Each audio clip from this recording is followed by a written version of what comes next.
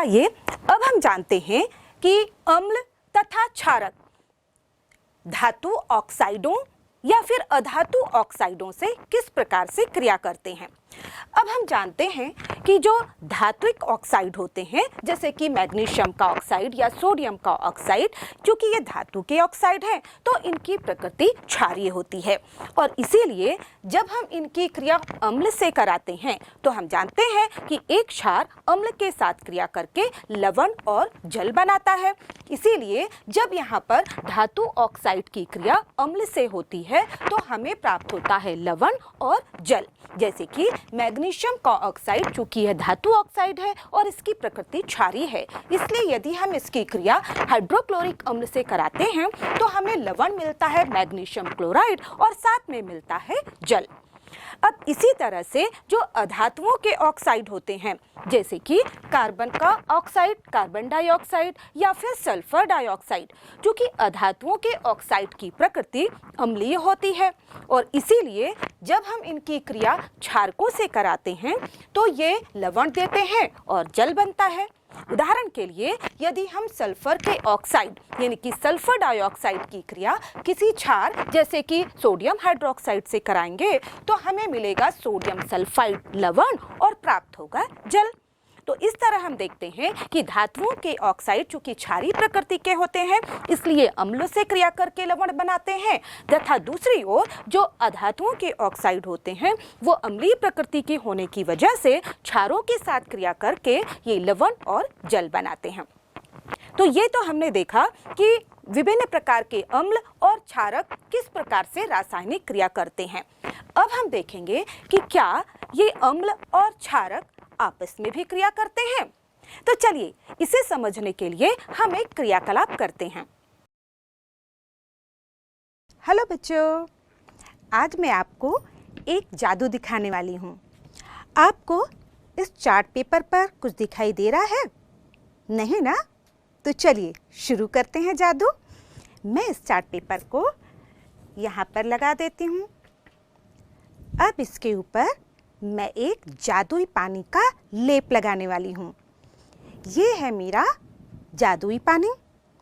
चलिए इसका लेप लगाते हैं और देखते हैं क्या होता है।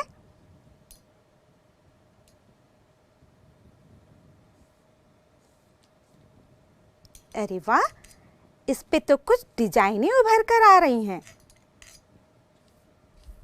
अरे वाह, देखो बच्चों, पहले चार्ट पेपर पर आपको कुछ भी दिखाई नहीं दे रहा था, लेकिन जैसे मैंने इसमें जादुई पानी लगाया इसमें कुछ आकृतियाँ दिखाई देने लग गई। तो बच्चों, आपने देखा कि ये जादू नहीं बल्कि अम्ल और क्षार के बीच होने वाली एक रासायनिक अभिक्रिया है। इस सारी अभिक्रिया को हम और अच्छी तरह समझने के लिए आइए एक क्रियाकलाप करते हैं। बच्चों, इसके लिए आपको तनु अम्ल यानी कि हाइड्रोक्लोरिक अम्ल लेना होगा, साथ ही तनु क्षार यानी कि सोडियम हाइड्रोक्साइड लेना होगा, साथ ही लेंगे फिनाप्थलीन इंडिकेटर। बच्चों, ये फिनाप्थलीन इंडिकेटर एक रासायनिक सूचक है जो कि अम्ल के साथ कोई रंग नहीं देता, लेकिन जैसे ही माध्यम क्षारीय होता है यह गुलाबी रंग देता है। मैं इसके लिए सबसे पहले तनु हाइड्रोक्लोरिक अम्ल के विलयन में फिनाप्थलीन इंडिकेटर की 2 बूंदें डालती हूँ। बच्चों, आप देख रहे हैं यह विलयन अभी भी रंगहीन है। बच्चों, एक बात बताऊं, कभी भी हमें रंग देखने के लिए पीछे सरफेस सफ़ेद रखनी चाहिए। तो मैं पहले इस पेपर को हटाकर यहाँ पर एक सफ़ेद सरफेस बना लेती हूँ। ठीक, चलिए अब हम इसमें और NaOH विलयन डालते हैं और देखते हैं।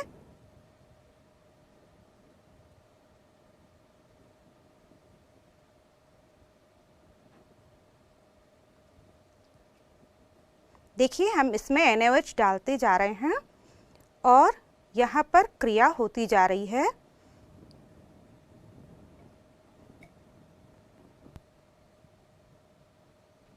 यहाँ पर अम्ल और क्षार की आपस में क्रिया हो रही है।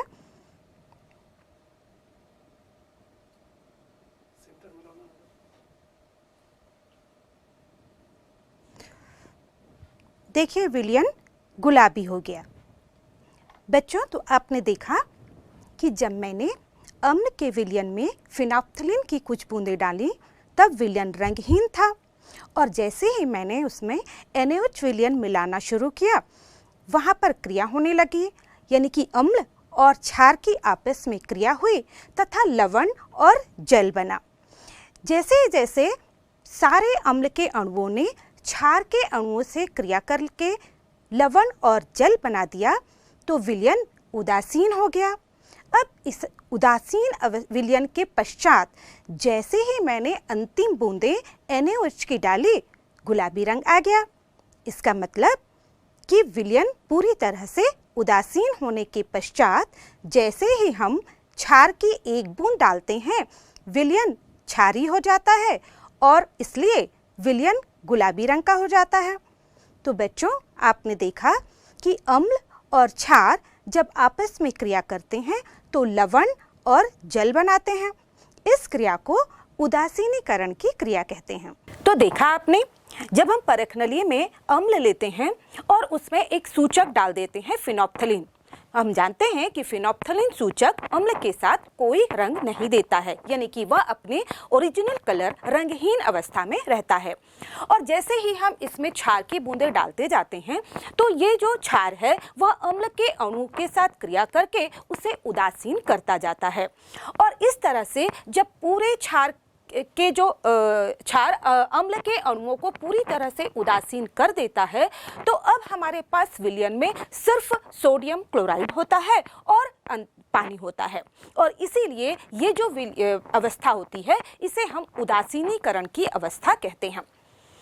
लेकिन इसके बाद आपने देखा कि जैसे ही अब हम एक बूंद क्षार की डालते हैं, क्योंकि अब वहाँ पर अम्ल उपस्थित नहीं है, वह पूरी तरह से उपयोग हो चुका है और लवण में परिवर्तित हो चुका है, तो जैसे ही क्षार की एक बूंद डाली जाती है वैसे ही विलयन का रंग गुलाबी हो जाता है, क्योंकि वहाँ पर पहले से मौजूद जो फिनोप्थलीन इंडिकेटर है वह क्षार के साथ गुलाबी रंग देता है।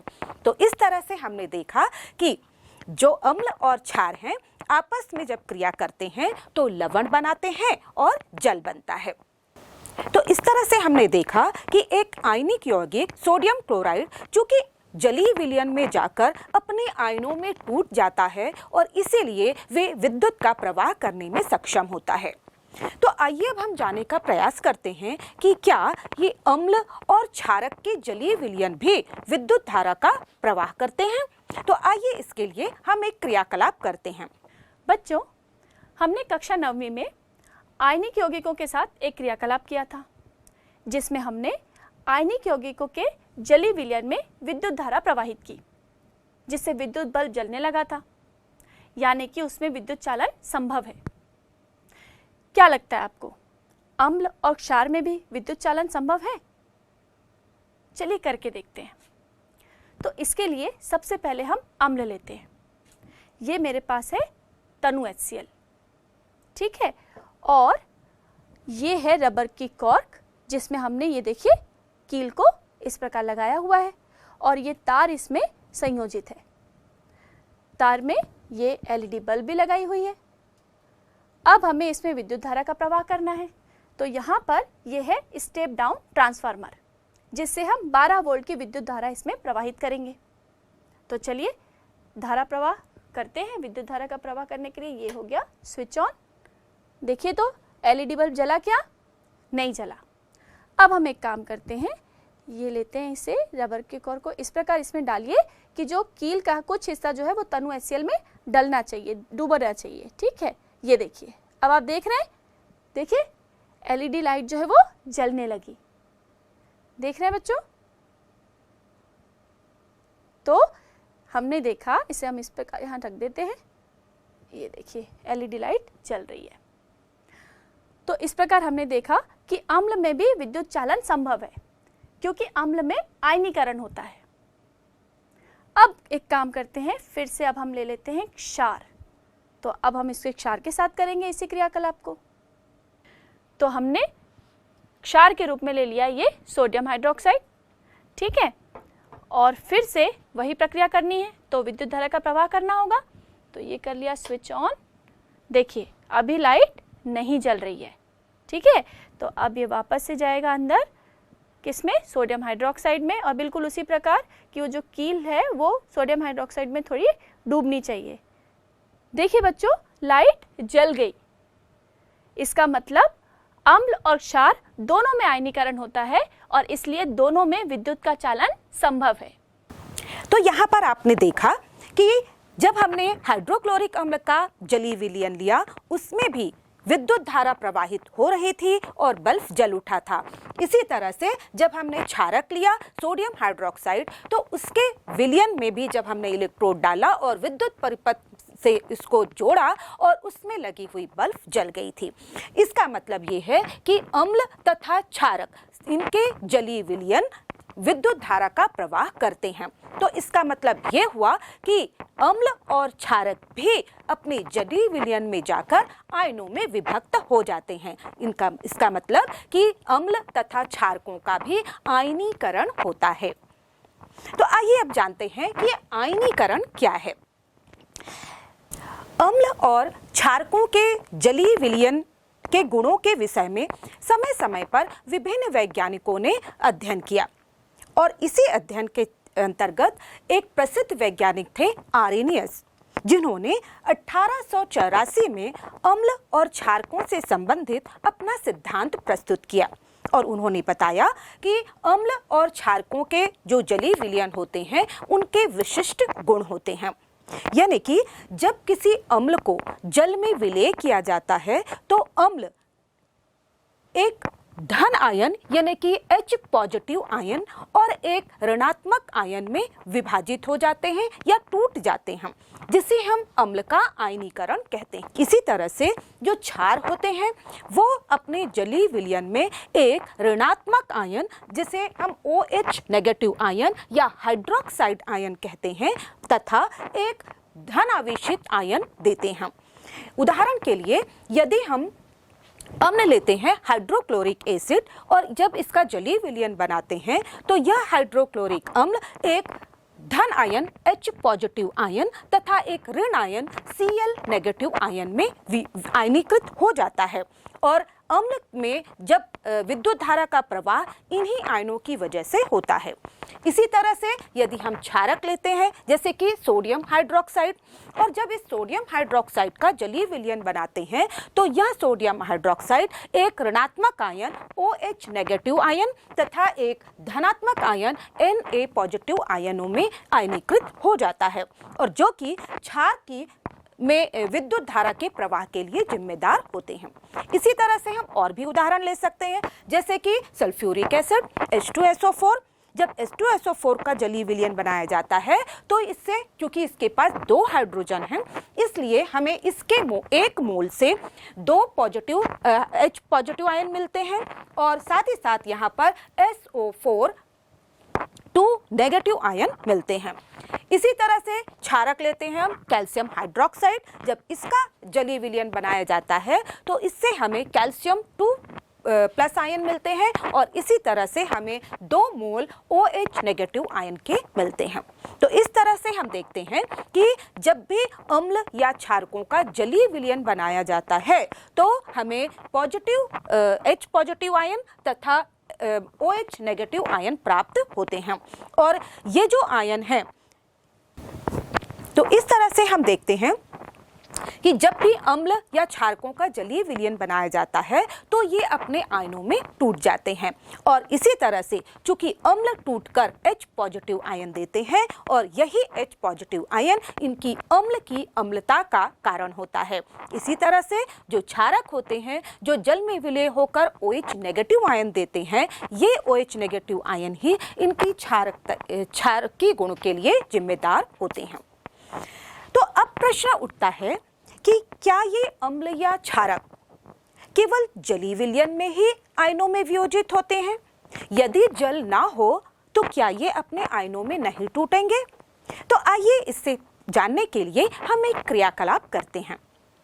बच्चों, इसके पूर्व क्रियाकलाप में आपने देखा कि जब हमने हाइड्रोक्लोरिक अम्ल के विलयन में विद्युत धारा प्रवाहित की तो एलईडी लाइट जलती हुई दिखाई दी, और इसी प्रकार जब हमने क्षार यानी कि सोडियम हाइड्रोक्साइड के विलयन में विद्युत धारा प्रवाहित की तब भी एलईडी लाइट जलती हुई दिखाई दी।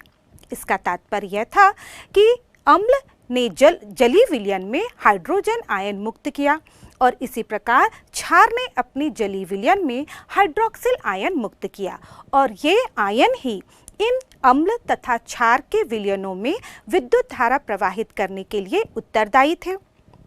तो क्या वे सारे पदार्थ जिनमें हाइड्रोजन पाया जाता है वे अम्ल होते हैं? जैसे कि ग्लूकोज, जिसका सूत्र होता है C6H12O6, यानी कि इसके एक अणु में 12 हाइड्रोजन पाए जाते हैं। तो क्या यह भी अम्ल है? क्या यह भी अपनी जलीय विलयन में हाइड्रोजन आयन मुक्त करेगा? आइए इसे हम एक क्रियाकलाप के द्वारा देखते हैं। 2 चम्मच ग्लूकोज,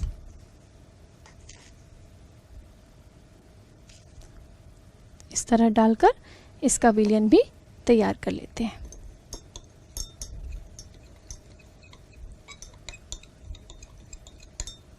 जिसमें हमने ग्लूकोज का विलयन मिला हुआ है उसमें यही प्रक्रिया करें।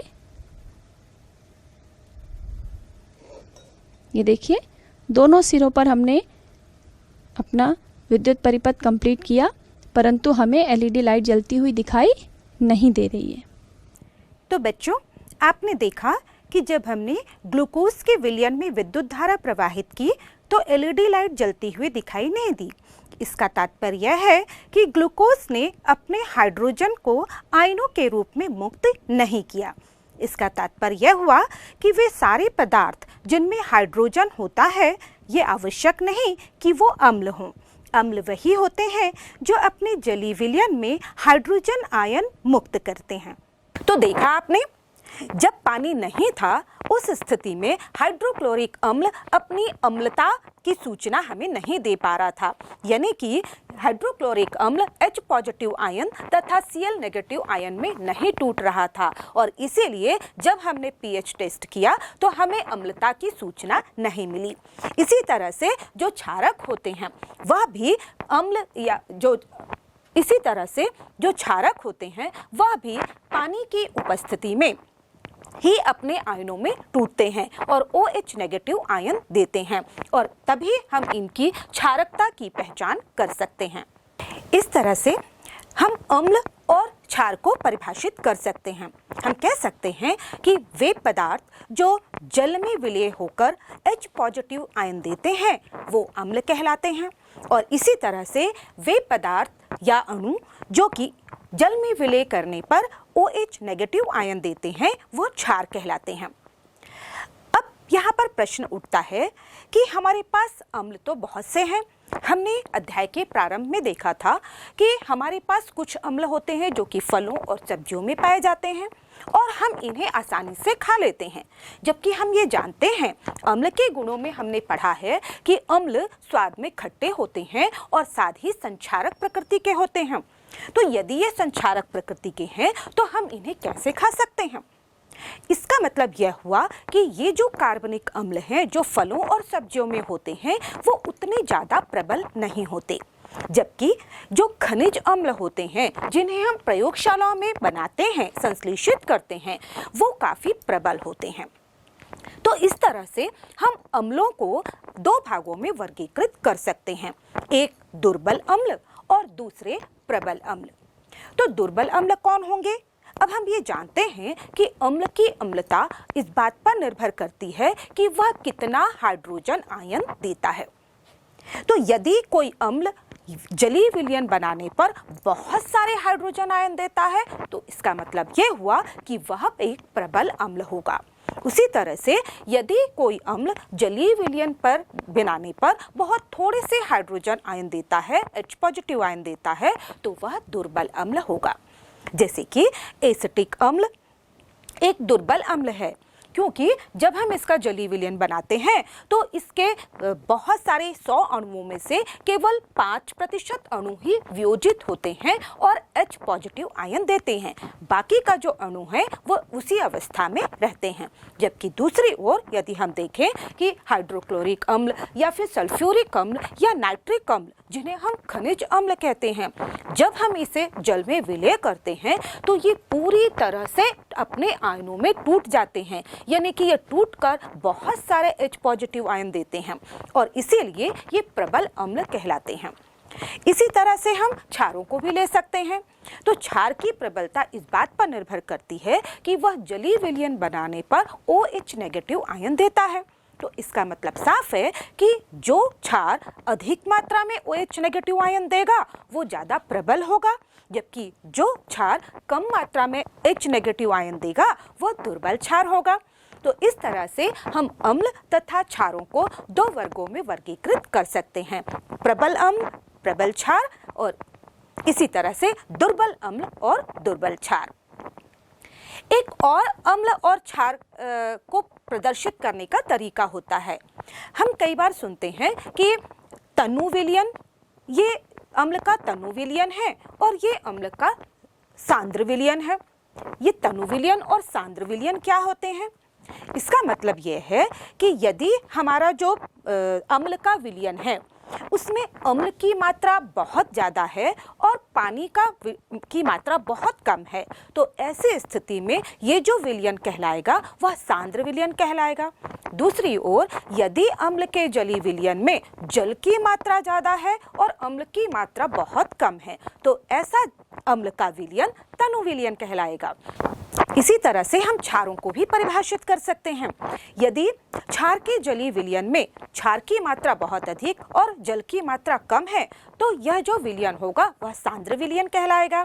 दूसरी ओर यदि क्षार के जलीय विलयन में क्षार की मात्रा बहुत कम है और जल की मात्रा बहुत ज़्यादा है तो क्षार का यह विलयन तनु विलयन कहलाएगा। तो इस तरह से हम क्षार या अम्ल के तनु विलयन, क्षार या अम्ल के सांद्र विलयन को भी पहचान सकते हैं। लेकिन अब प्रश्न उठता है कि यदि हमारे पास, अब यहाँ पर बात तनु और सांद्र विलयन की हो रही है या तनु और सांद्र अम्ल की हो रही है, तो यहाँ पर आपको एक जरूरी बात जान लेनी बहुत ही आवश्यक है। वो ये कि यदि हमारे पास कोई सांद्र अम्ल है और उसे हमें तनु करना है तो आप क्या करेंगे? आप भाई सांद्र विलयन में जल मिलाएंगे। लेकिन अब यहाँ पर प्रश्न उठता है कि आप अम्ल में जल मिलाएंगे या फिर जल में अम्ल मिलाएंगे। तो यहाँ आपके लिए जान लेना जरूरी है कि जब भी हम किसी अम्ल के सांद्र विलयन का तनुकरण करते हैं तो अम्ल के जो सांद्र अम्ल के तनुकरण की प्रक्रिया होती है यह एक बहुत ही ऊष्माक्षेपी प्रक्रिया होती है। जैसे ही उसमें से तो यहाँ पर जब भी हम सांद्र अम्ल के विलयन को तनु कर रहे होते हैं तो उस समय हमें किसी भी बीकर में जल की मात्रा लेनी होती है और उसमें अम्ल की थोड़ी थोड़ी मात्रा डालनी होती है, क्योंकि जैसे ही अम्ल पानी से मिलता है वैसे ही यहाँ पर जो तनुकरण की क्रिया होती है उससे ऊष्मा बाहर निकलती है और निकलने वाली ऊष्मा को जो जल की अधिक मात्रा आपने पहले से ले कर रखी है वह उसे कंज्यूम कर लेती है और इस तरह से जो पूरा बर्तन का विलयन है वो बहुत ज़्यादा गर्म नहीं हो पाता। दूसरी ओर यदि आपने बीकर में पहले से ही सांद्र अम्ल ले लिया है और यदि आप उसमें पानी की मात्रा डालते हैं तो जैसे ही पानी सांद्र अम्ल में मिलेगा बहुत अधिक मात्रा में ऊष्मा निकलेगी और ये जो ऊष्मा होगी वह उसे वहाँ पर कंज्यूम करने वाला कोई नहीं होगा और इस स्थिति में जो अम्ल है वह बहुत अधिक गर्म हो जाएगा और वह बीकर से छलककर बाहर भी आ सकता है और इससे आपको चोट भी लग सकती है। तो इस तरह से जब भी हम किसी सांद्र अम्ल का तनुकरण करें, उसका तनु विलयन बनाएं, तो हमें यह याद रखना है कि हमें जल में अम्ल की मात्रा धीरे धीरे करके बूंद बूंद करके मिलानी है, न कि सांद्र अम्ल में हमें पानी की मात्रा मिलानी है।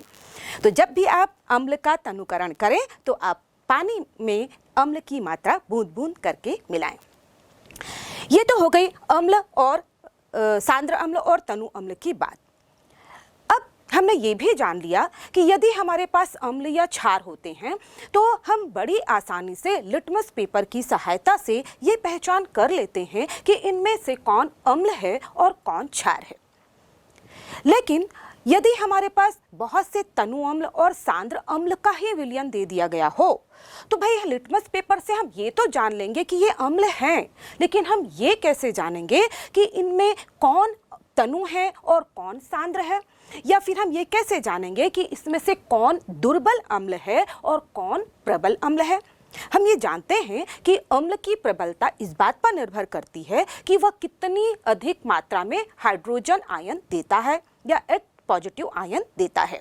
यानी कि जो प्रबल अम्ल होते हैं उसमें H पॉजिटिव आयनों की संख्या बहुत ज़्यादा होती है और जो दुर्बल अम्ल होते हैं उनमें उनके विलयनों में H पॉजिटिव आयनों की संख्या कम होती है।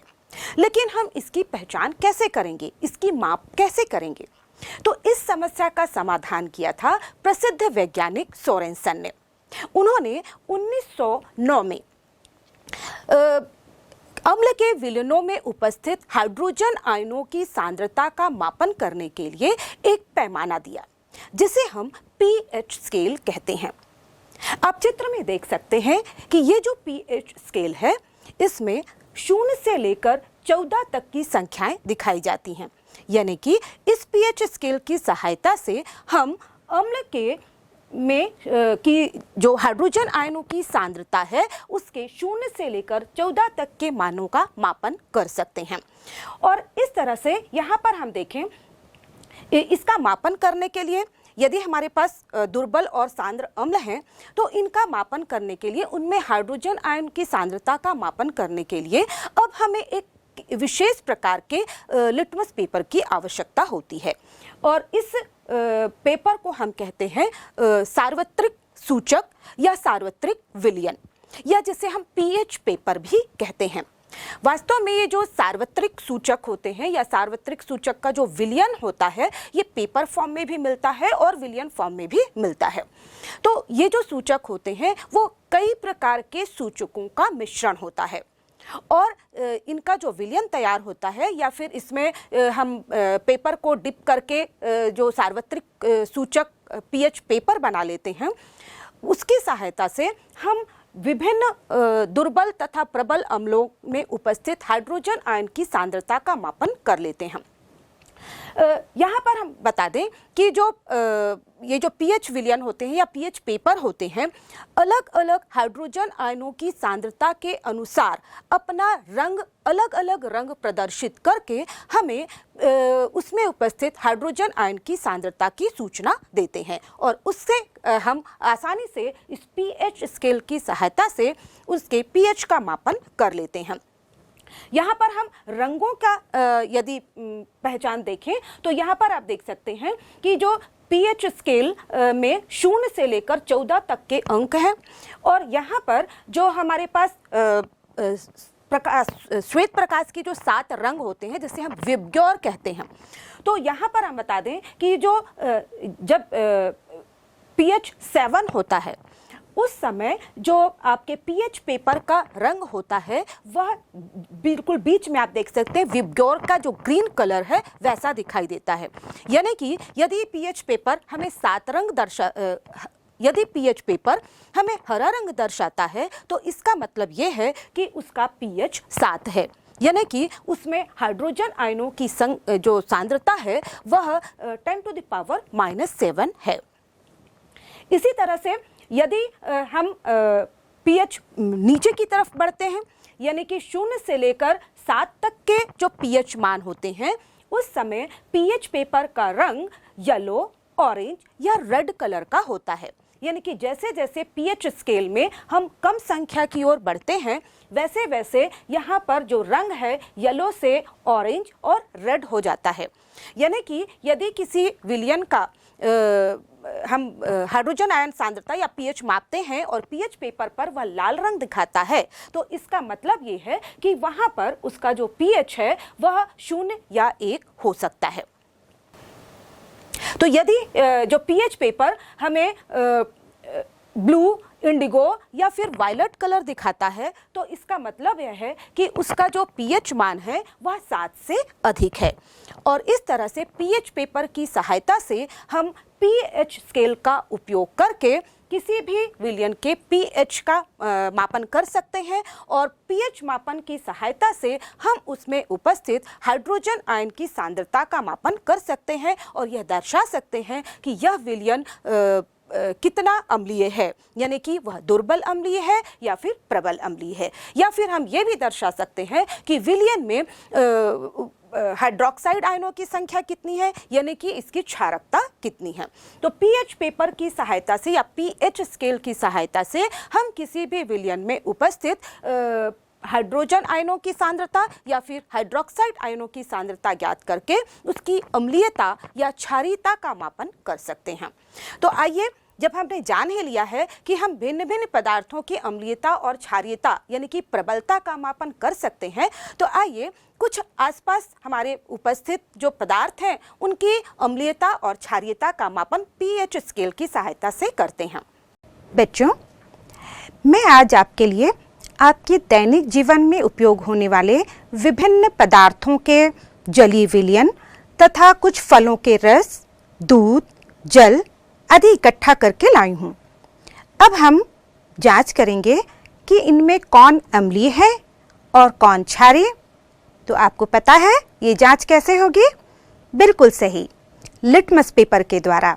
हम नीले और लाल दोनों लिटमस पेपर का उपयोग करके ये जानेंगे कि इन सभी पदार्थों में कौन अम्लीय है और कौन क्षारीय। और चलिए अब हम लिटमस पेपर की सहायता से जांच करते हैं कि इनमें कौन अम्लीय है और कौन क्षारीय। तो सबसे पहले हम जल की जांच करते हैं। जल में मैं सबसे पहले नीला लिटमस पेपर डालती हूँ। देखिए, इसके रंग में कोई परिवर्तन नहीं हुआ। अब मैं लाल लिटमस पेपर डालती हूँ। ये देखिए, लाल लिटमस पेपर के रंग में भी कोई परिवर्तन नहीं हुआ।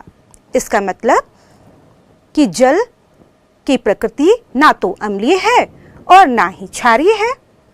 अब हम दूसरे विलयन यानी कि नमक के घोल की जांच करते हैं।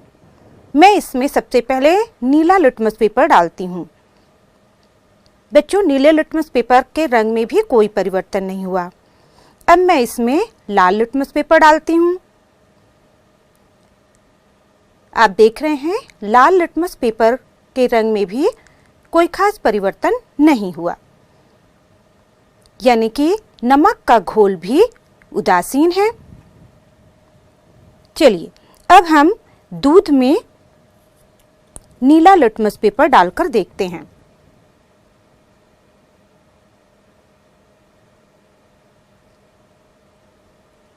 आप देख रहे हैं कि नीला लिटमस पेपर बहुत हल्का परिवर्तित हो गया है।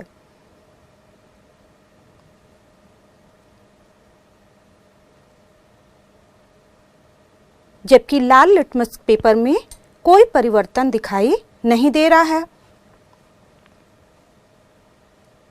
इसका मतलब दूध बहुत ही कम अम्लीय है। अब हम टमाटर के रस की जांच करते हैं। इसमें देखिए बच्चों, इसमें नीला लिटमस पेपर डालते ही लाल रंग में परिवर्तन हो गया, जबकि लाल लिटमस पेपर में कोई परिवर्तन नहीं हुआ। ये दर्शाता है कि टमाटर का विलयन अम्लीय है। इसके पश्चात हम तनु हाइड्रोक्लोरिक अम्ल की जांच करते हैं। इसमें भी हम सबसे पहले नीला लिटमस पेपर डालते हैं। आप देख रहे हैं कि नीला लिटमस पेपर भी लाल हो गया है और देखिए, लाल लिटमस पेपर के कलर में कोई परिवर्तन नहीं हुआ। इसका मतलब हाइड्रोक्लोरिक अम्ल भी अम्लीय है। इसके पश्चात हमारा अगला विलयन है सोडियम हाइड्रोक्साइड। बच्चों, इसमें हम फिर से नीला लिटमस पेपर डालते हैं। देखिए, नीले लिटमस पेपर के रंग में कोई परिवर्तन नहीं हुआ। अब हम इसमें लाल लिटमस पेपर डालते हैं। आप देख रहे हैं कि सोडियम हाइड्रोक्साइड के विलयन में लाल लिटमस पेपर डालने पर ये नीला हो गया, जो ये दर्शाता है कि सोडियम हाइड्रोक्साइड का विलयन क्षारीय है। अब हम खाने के सोडे के विलयन की जांच करते हैं। इसमें भी हम सबसे पहले नीला लिटमस पेपर डालते हैं। आप देख रहे हैं नीले लिटमस पेपर के रंग में परिवर्तन नहीं हुआ। और अब लाल लिटमस पेपर डालते हैं। लाल लिटमस पेपर का रंग नीला हो गया। इसका मतलब खाने का सोडे का विलयन भी क्षारीय है। अब इसके पश्चात हम कॉपर सल्फेट के विलयन की जांच करते हैं। पुनः हम कॉपर सल्फेट के विलयन में नीला लिटमस पेपर डालते हैं। बच्चों, आप देख रहे हैं कॉपर सल्फेट के विलयन में नीला लिटमस पेपर डालने पर यह लाल रंग में परिवर्तित हो गया। इसका मतलब कॉपर सल्फेट का विलयन अम्लीय है। अब हम इसके विलयन में लाल लिटमस पेपर डालकर देखते हैं। लाल लिटमस पेपर के रंग में परिवर्तन नहीं हुआ। इसका मतलब कॉपर सल्फेट का विलयन अम्लीय है, जिसने नीले लिटमस पेपर को लाल कर दिया।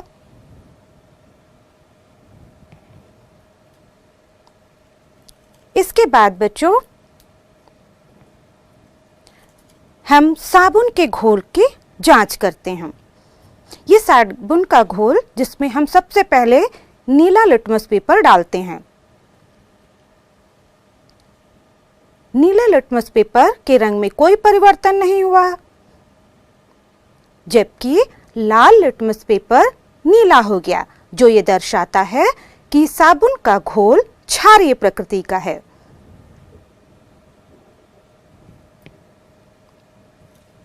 अब हम अंतिम विलयन नींबू की रस की जांच करते हैं।